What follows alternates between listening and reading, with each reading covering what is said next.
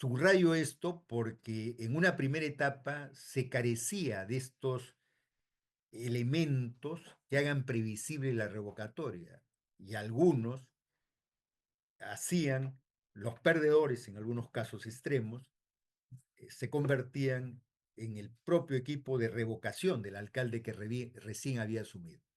No, la revocatoria es un mecanismo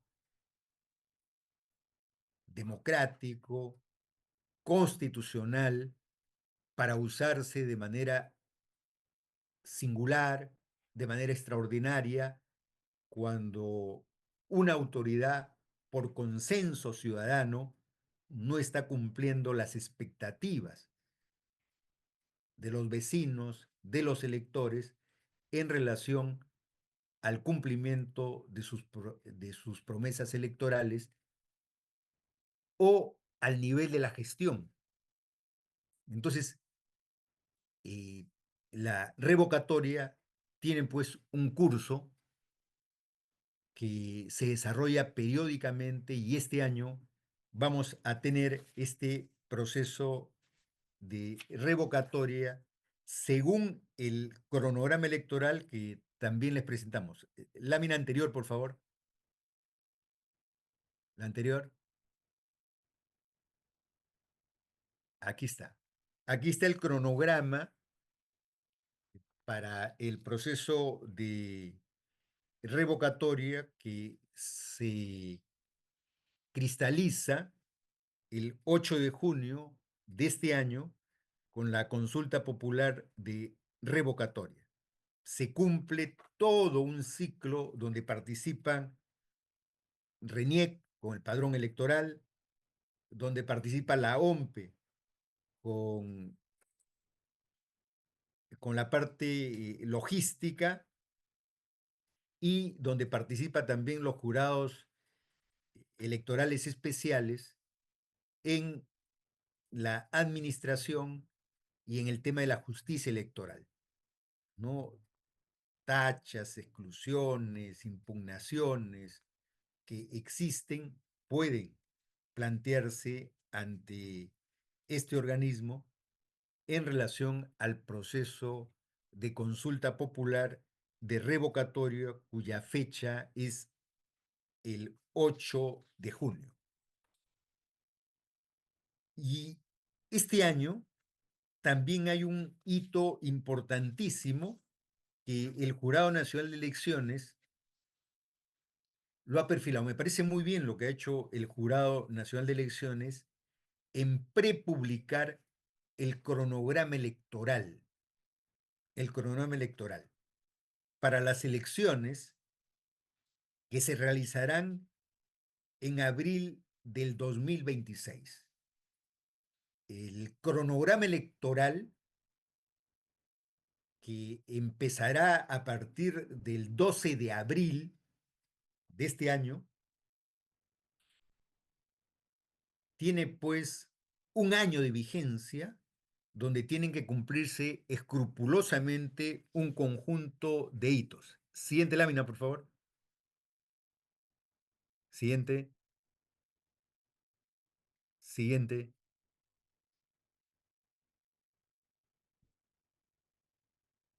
El Jurado Nacional de Elecciones ha prepublicado el cronograma electoral.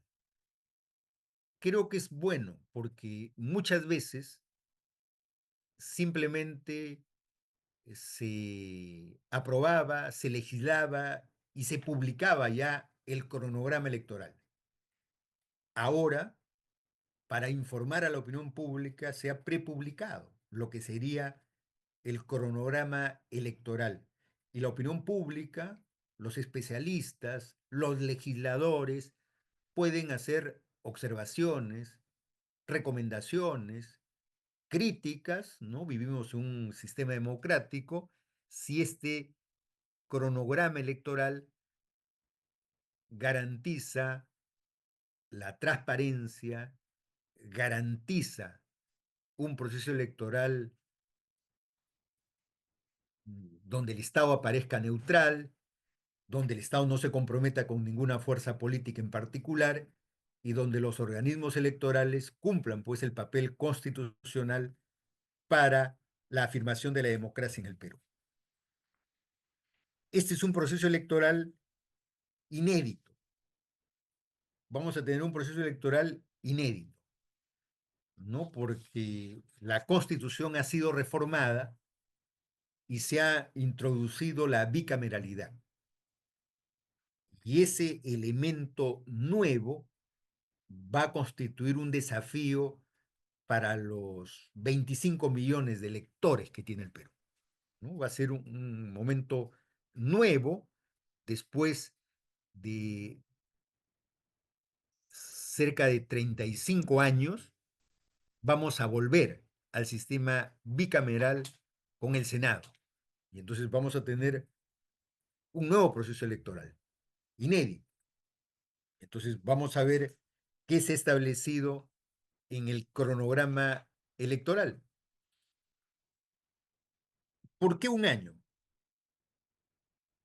Porque necesitamos hacer previsible el proceso electoral. El proceso electoral no se improvisa, se organiza con mucha antelación para guardar las formalidades. Tenemos hitos para guardar estas formalidades. Y es un cronograma preclusivo. El 12 de abril, el 12 de abril es la fecha límite para la convocatoria oficial de las elecciones generales.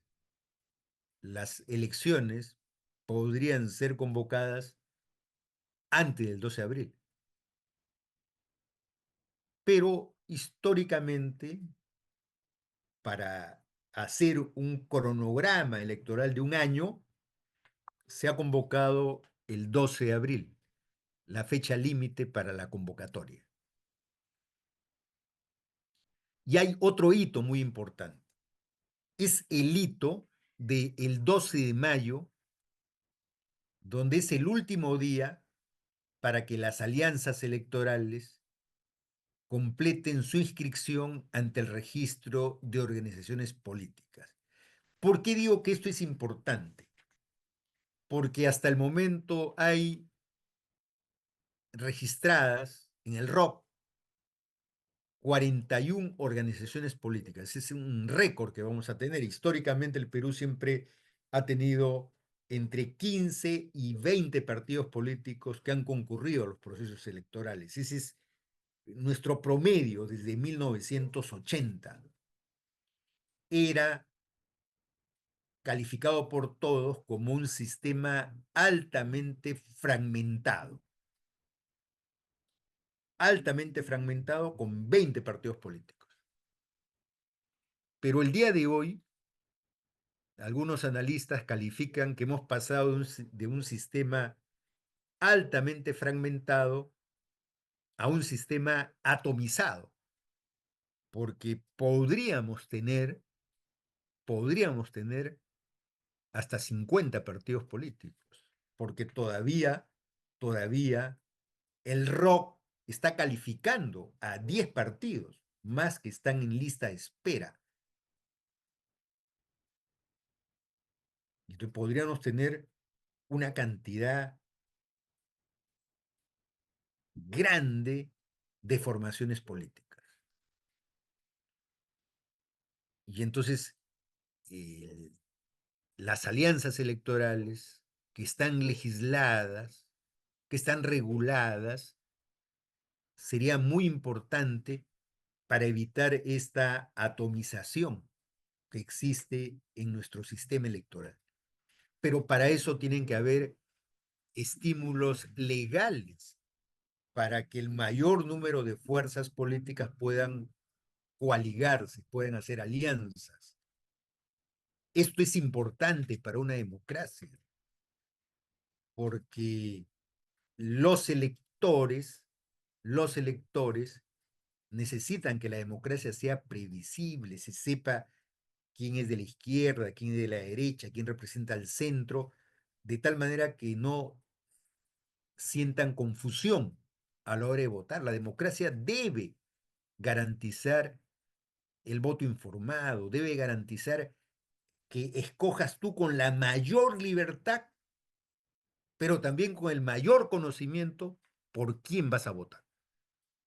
Tenemos que construir una democracia responsable, pero para eso se necesita también una legislación adecuada, una legislación que permita las alianzas. Ya hemos tenido la experiencia de el proceso electoral del año 2021, donde concurrieron 18 organizaciones políticas y lo difícil que fue ese proceso electoral por la polarización que se produce. Imaginémonos un proceso electoral con 45 listas. No es lo conveniente, no es lo conveniente. Vamos a ver el tema de las actas, el tema del voto. Entonces allí podríamos tener dificultades. Por eso como hito, se pone que el 12 de mayo es el último día para que las alianzas electorales completen su inscripción ante el registro de organizaciones políticas. Sería lo ideal que existan, se cristalicen estas alianzas para no tener la densidad de listas en un futuro proceso electoral. El 3 de julio, fecha límite para la presentación de solicitud de inscripción de precandidatos ante los jurados electorales especiales.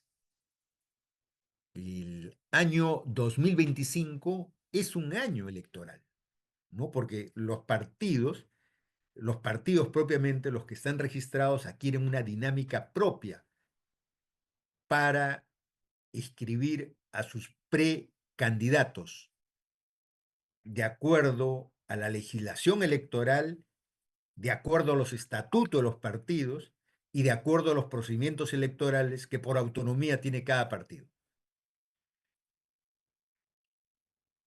El 16 de noviembre de este año y el 16 de noviembre se han previsto las elecciones primarias, de los partidos políticos. La legislación, la legislación vigente permite, si algún partido lo quisiera, permite las elecciones abiertas. Es un mecanismo que se ha ensayado en el Perú, pero en algunos casos no ha tenido éxito por la complejidad que significan unas elecciones abiertas. Cuando nos referimos a elecciones abiertas es que el partido A convoca a la ciudadanía peruana a votar en sus elecciones internas. Y entonces, en un país donde todavía no existe una cultura cívica, es muy difícil. Por eso existe el voto obligatorio, ¿no? En el caso de las elecciones internas, son elecciones voluntarias, donde los afiliados se comprometen allí. Y entonces, eh, no hemos tenido experiencias auspiciosas de elecciones abiertas. Esa es una modalidad. Otra modalidad es las elecciones de afiliados. Las elecciones de afiliados. Y allí hay que cumplir un requisito. El requisito es que tiene que ir un número calificado de afiliados a estas elecciones internas. Si tengo 100.000 afiliados, si tengo 100.000 afiliados, no pueden ir menos de 50.000 afiliados a las elecciones internas. Y ya también hemos tenido experiencias previas de este tipo de elecciones internas que no han terminado bien. Me explico. Un partido que tiene 200.000 afiliados no se legitima si solo asisten 10.000. Y ya hemos tenido en el Perú ese tipo de problemas, ¿no? Porque la legitimidad viene por el número de 200.000 mínimo. Vamos a decir, deberían asistir 100.000. Y entonces hay ese tipo de dificultades prácticas que se han presentado históricamente en el Perú. Es por eso que se ha establecido, la propia legislación lo permite, las elecciones indirectas de delegados, ¿no? Donde los afiliados también votan por sus delegados, ¿no? Elecciones indirectas. Gran parte de los partidos han recurrido a este sistema de elección de delegados para eh, convalidar este tipo de procedimiento establecido por la ley. Y el 23 de diciembre de este año, víspera de Navidad, es el plazo final para la inscripción de fórmulas y listas de candidatos. O sea, vamos a tener un mes de diciembre muy agitado porque imaginémonos 40 formaciones políticas, 40 formaciones políticas inscribiendo candidatos, hoja de vida. Hay una serie de procedimientos de rigor que tienen que cumplirse. Es por eso que siempre se ha invocado de que debe haber una formación en derecho electoral, una asesoría adecuada en derecho electoral para cumplir escrupulosamente estas fases que tiene todo proceso electoral. Y el 12 de abril del año 26, por eso estamos hablando exactamente un año, el 12 de abril serían las elecciones generales, el 12 de abril del año 26. Si se convoca el 12 de abril de este año, dentro de un año exactamente tendríamos las elecciones generales. Y por la tradición peruana de los últimos 20 años, en los últimos 20 años ningún proceso electoral se ha resuelto en primera vuelta. Ningún proceso electoral se ha resuelto en primera vuelta.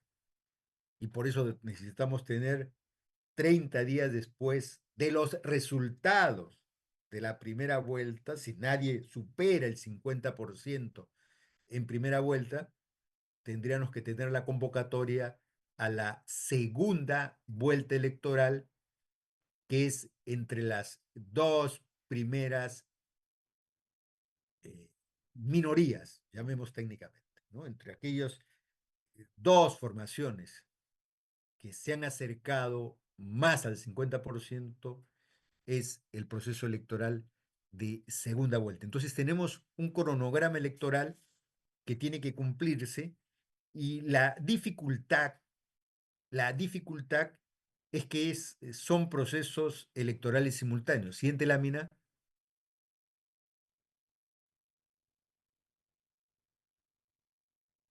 Siguiente lámina, por favor.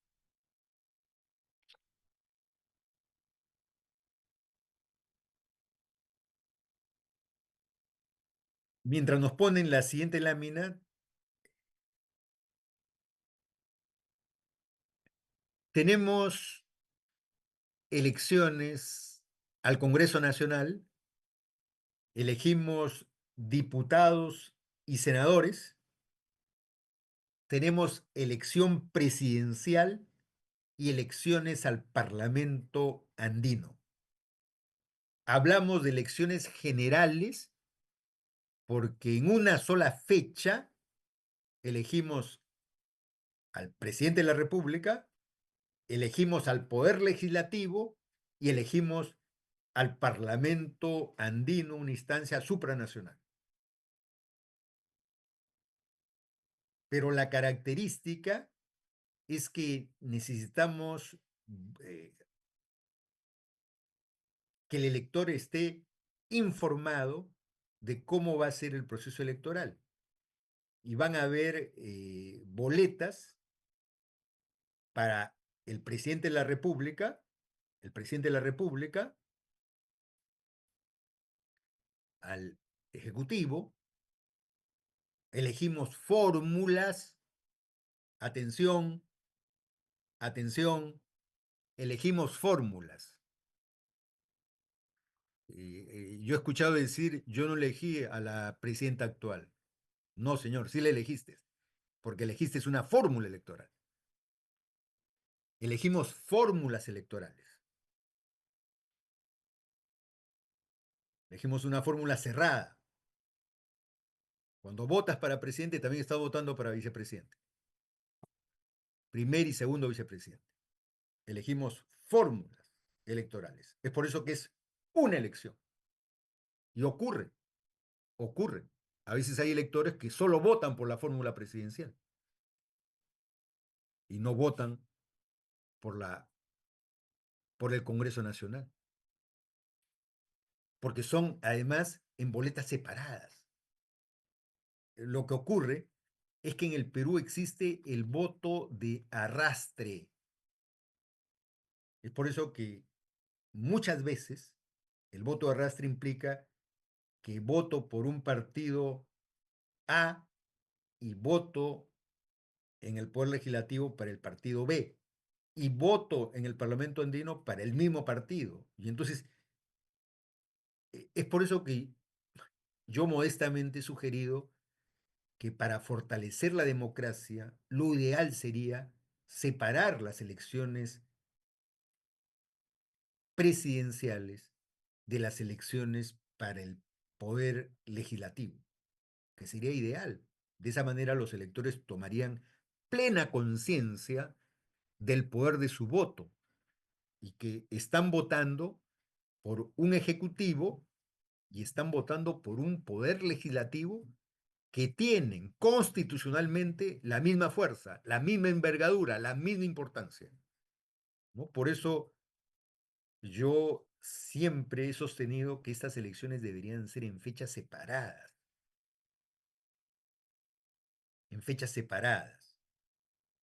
pero no hay consenso y se ha buscado este sistema de hacer elecciones generales, con la dificultad que ahora tenemos para elegir a senadores por circunscripción electoral, uno por lo que son las regiones y senadores por distrito nacional. Entonces allí va a haber una dificultad que hay que informar a los electores. Y también habrán elecciones para diputados. Los diputados varía su número en relación a la composición electoral de cada distrito electoral. Pero las elecciones se hacen más complejas para el elector, ¿no? Estamos hablando de un elector que muchas veces no tiene el entrenamiento cívico. Yo, por ejemplo, siempre decía de que sería muy bueno que antes de las elecciones circulen de manera eh, didáctica las boletas electorales, para que las personas sepan, se familiaricen con la boleta electoral y sepan discernir por quién van a votar. La mayoría de los electores conoce la boleta electoral el día de las elecciones. Se confunden, vician sus votos. Yo hice un estudio en alguna oportunidad sobre eh, los altos porcentajes de de voto viciado. Y el voto viciado, el alto porcentaje, no era porque el elector dé una frase procas o algo por el estilo, sino porque estos errores de inscripción, cómo se tacha, en qué lugar se tacha, por ejemplo, tachaban la palabra partido, acá dice partido, ¿no? Hay en partido, tachaban, o ponían el nombre del partido, o sea, errores que comete el elector que no tiene un entrenamiento previo con la boleta electoral.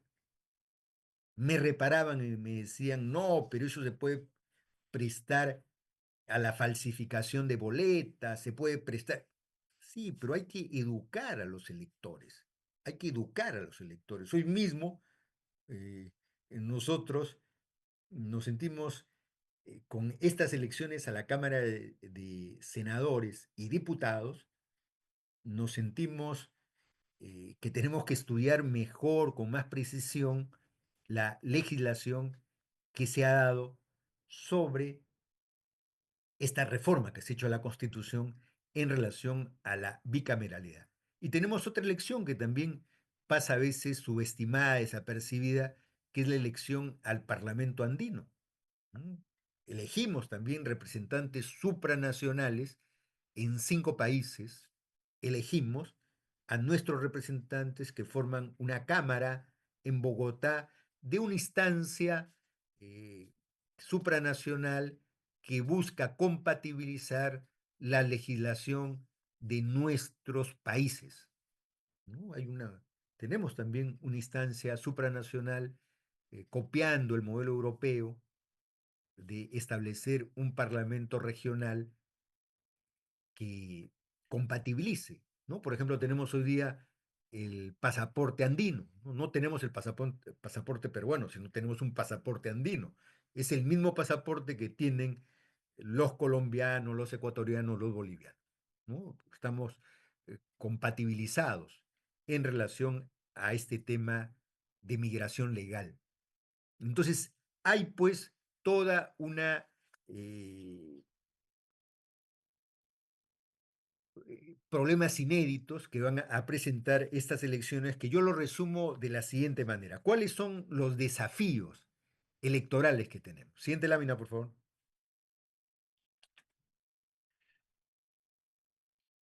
Ya 18 partidos inscritos es un problema. Imaginémonos más de 40 partidos inscritos. Es realmente un problema a considerar, a evaluar seriamente. Necesitamos fortalecer la democracia peruana, no debilitarla, necesitamos fortalecerla.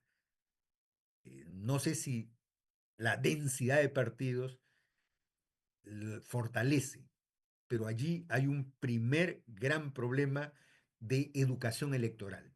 Allí la OMPE, el Jurado Nacional de Elecciones, tiene que cumplir un papel didáctico importante de información, de ilustración a los electores para que ellos, como manda la Constitución, libremente escojan por qué opción, por qué partido, por qué candidato, por qué senador, por qué diputado quieren votar. Todos los que estamos presentes recordamos la boleta electoral anterior, inmensa, grande, monumental. Imaginémonos ahora con 40 partidos, ¿cómo va a ser eh, esta boleta electoral? Y entonces allí va a haber una complejidad del escrutinio. Se hace más difícil contabilizar los votos, en que no existan errores, porque ya es problemático con 18 partidos, con 40 es mucho más problemático, ¿no? Entonces, el contabilizar los votos va a ser problemático.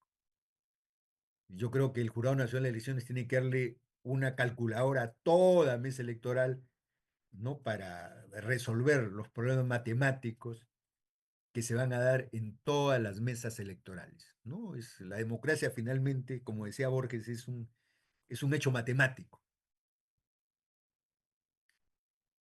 Eh, la demora en los resultados oficiales, la demora en los resultados oficiales, eso crea, exacerba. En el Perú, lo que más existe es la desconfianza.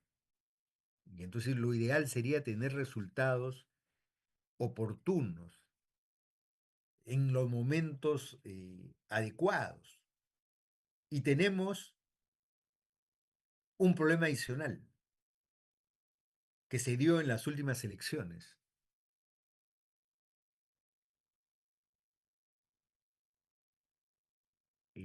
Los electores, en el caso de Lima, por ejemplo, se vio eso en el último proceso electoral, los electores fueron a partir de las 3 o 4 de la tarde a votar.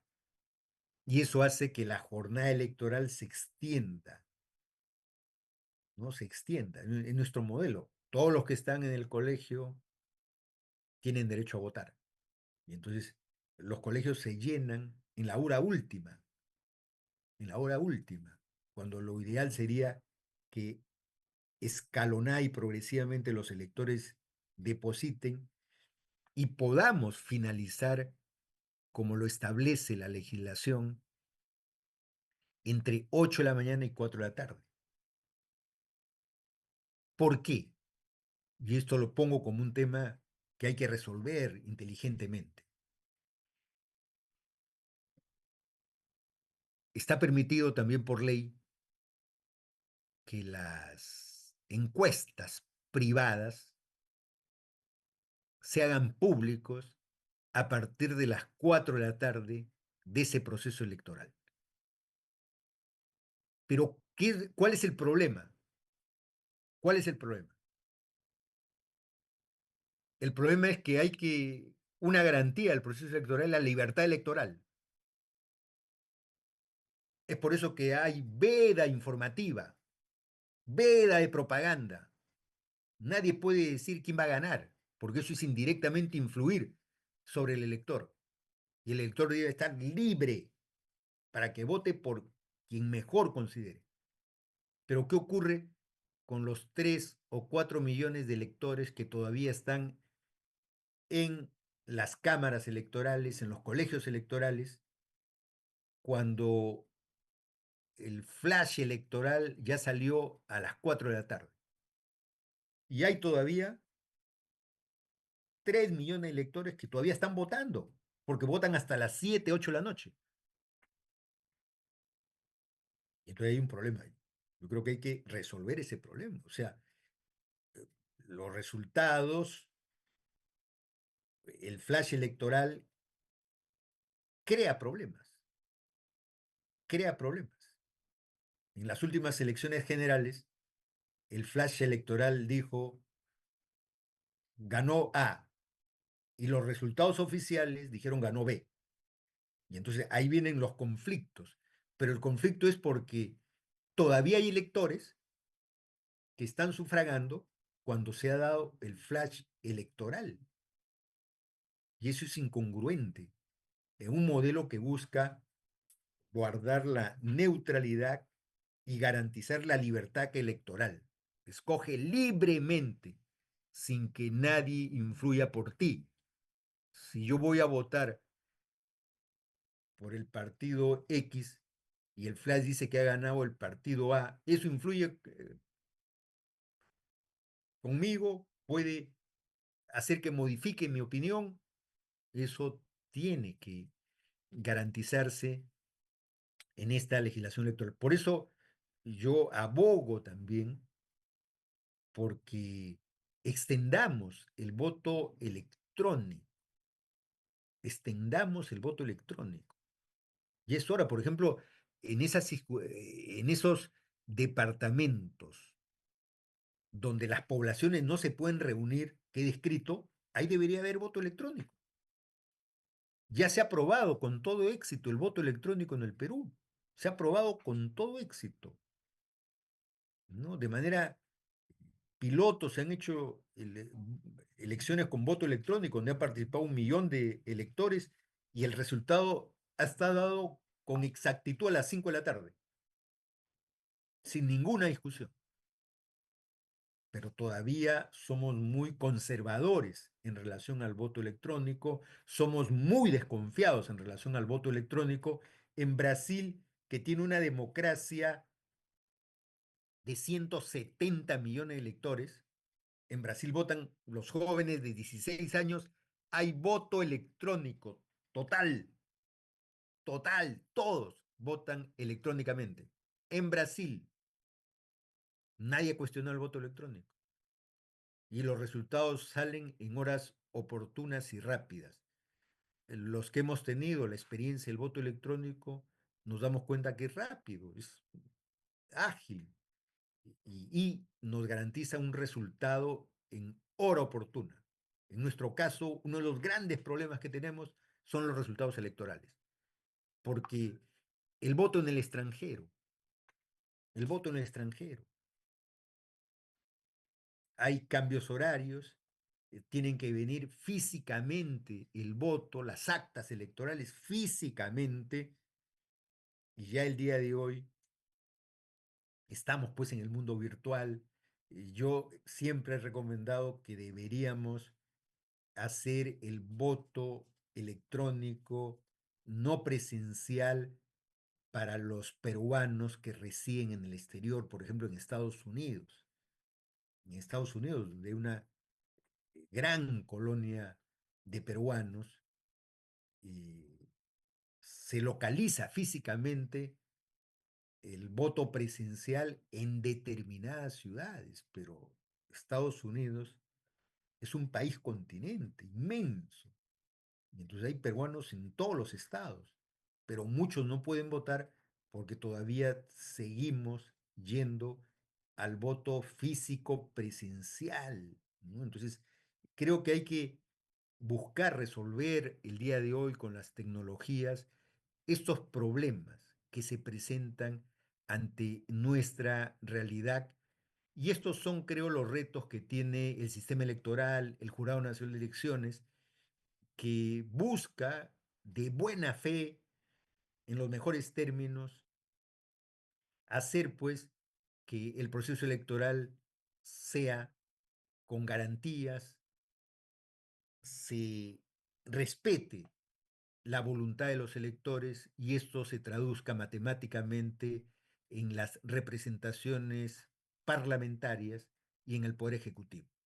Yo les agradezco su atención para esta exposición donde me dijeron que use 45, 50 minutos para resumirlo, estos tres importantes escenarios electorales que hay durante el año 25 y el año 26. Muchas gracias por su atención.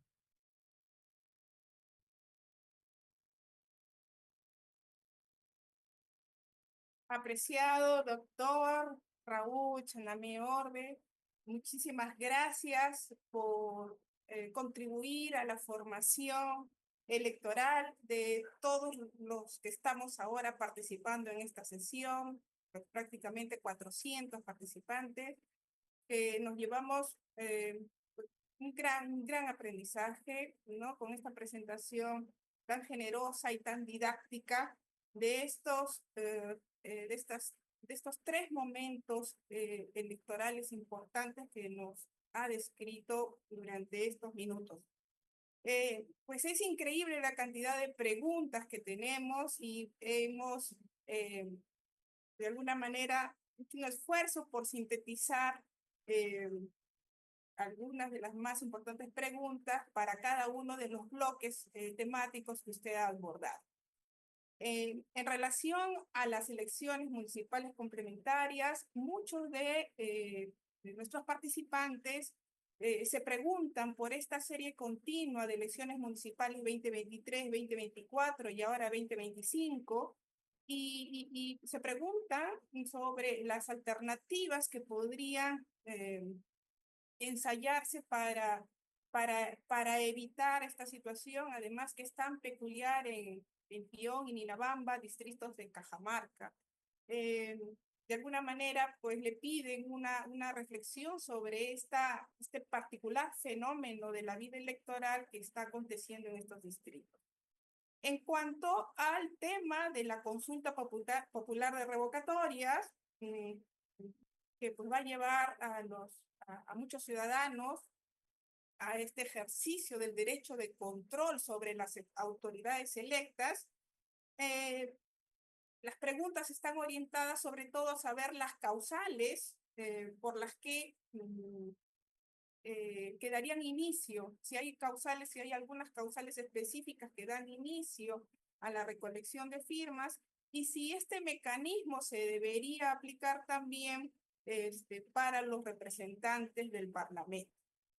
Y finalmente, doctor Sanamé, en cuanto al tema de las próximas elecciones generales, aquí nuestros participantes le plantean una pregunta de orden constitucional, pues quieren saber si desde su perspectiva el Parlamento ha infringido el mandato popular al constitucionalizar elecciones bicamerales, a pesar de que en el referéndum, ¿no?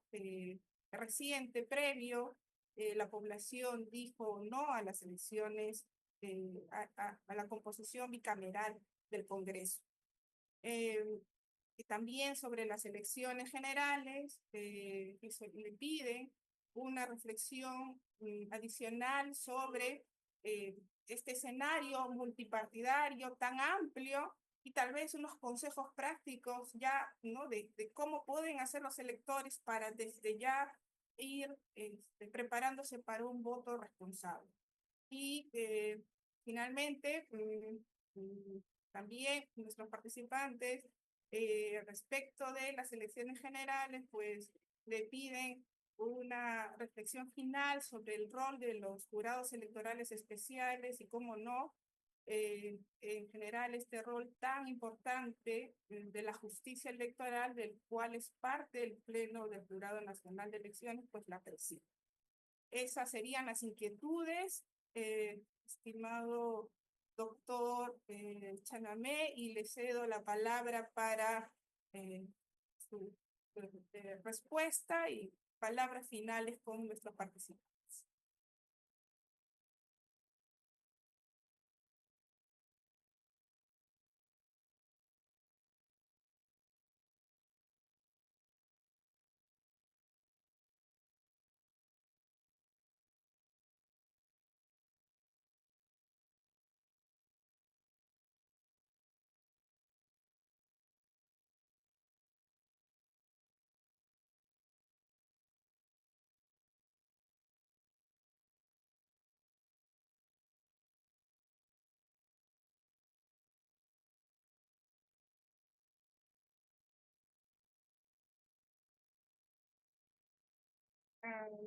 A ver, esperamos un momentito. Sí, y recién me acaban de activar ustedes el micro. No me han dado cámara, también me han censurado, creo. No, por favor, disculpas a nuestro equipo técnico. Eh, Sí, las preguntas muy inteligentes sobre las elecciones complementarias. Yo creo que hay que recurrir a la tecnología, porque me temo que si es por distancias geográficas, no se van a poder cristalizar estas dos elecciones complementarias en ciudades andinas. Allí está la dificultad de estas elecciones. No son por problemas legales, son problemas de concurrencia de electores. Y entonces la única forma de resolverlo es recurriendo a la tecnología, ¿no? Yo creo que ese es un mecanismo. Ojalá estas dos procesos electorales complementarios puedan cristalizarse. Creo que no es culpa de los electores, es que el Estado no les ha dado la salida para poder concentrar los electores. Primera pregunta. Segunda pregunta. La revocatoria es importante. Y me han hecho una pregunta directa, dice, ¿le podemos aplicar la revocatoria a los congresistas? Sí, tendría que haber una reforma constitucional, pero en materia electoral hay un mecanismo más sabio que se llama la renovación por tercios o por mitades, que es un sistema que hace el sistema norteamericano, que a mitad de mandato se renueva el voto, ¿no? Y entonces los que no obtienen esta renovación simplemente no repiten, ¿no? Entonces yo creo que ese sería un mejor mecanismo que la revocatoria, porque la revocatoria es un proceso, más bien la renovación por tercios, por mitades, es un mecanismo más natural que obliga a que los representantes sean juiciosos, tengan buenas iniciativas, cumplan el mejor trabajo para que se les renueve a mitad de mandato su tarea legislativa. Tercera pregunta, tercera pregunta. Doctor Chanamé, le interrumpo solo unos segundos para Sí, decirle que nuestro equipo técnico le pide sí activar la cámara. Creo que ya está sí, ahora perfecto. ya. Gracias. Tercera pregunta. Desde una perspectiva constitucional, el referéndum es un mecanismo constituyente que apela al elector para que dé su opinión en relación a la bicameralidad. Y la opinión fue mayoritaria contra la bicameralidad. Fue mayoritaria. No estoy de acuerdo yo con esa opinión, pero esa fue la opinión mayoritaria. Y creo que esa opinión debió ser revertida con otro mecanismo similar, no con un mecanismo legislativo, porque al mecanismo legislativo le falta la legitimidad social. Lo social es importante para que una ley, una norma sea cabal. Por eso yo sí creo que hubo una opinión mayoritaria, mayoritaria en referéndum, y esa ha sido revisada por un acto legislativo. Yo creo que la fuerza reside en el referéndum. Sobre los jurados electorales especiales, creo que hay que capacitar con mucha anticipación a los jurados electorales especiales. Creo que debe haber una judicatura especializada en materia electoral. No la hay. Yo respeto las especializaciones judiciales, penal, civil, son especializaciones, pero el derecho electoral es una especialidad que no hay que subestimarla.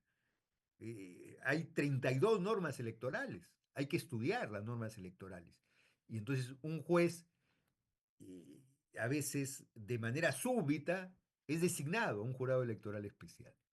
Y el juez tiene una formación jurídica, pero no necesariamente ha sido formado en derecho electoral.